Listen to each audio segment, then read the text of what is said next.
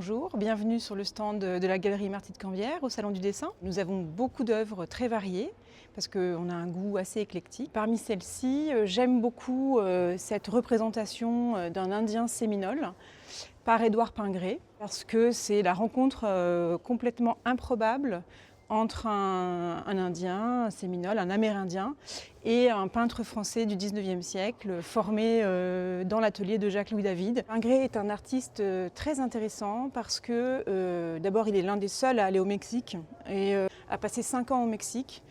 Et non seulement il a fait les portraits de toutes les grandes familles mexicaines, mais il s'est véritablement passionné pour le peuple mexicain, pour la population. En ça, il est assez original parce qu'il a fait beaucoup de tableaux qui représentent les villages mexicains, les costumes, les populations mexicaines. Et je pense qu'il a vraiment nourri un véritable amour pour ces gens. Il est aussi l'un des premiers collectionneurs d'art aztèque. Ça témoigne d'un véritable intérêt pour cette culture mexicaine. Je trouve ça très intéressant. Les Séminoles, c'est un peuple qui vient de Géorgie, d'Alabama et qui a été chassé naturellement et qui s'est réfugié au Mexique.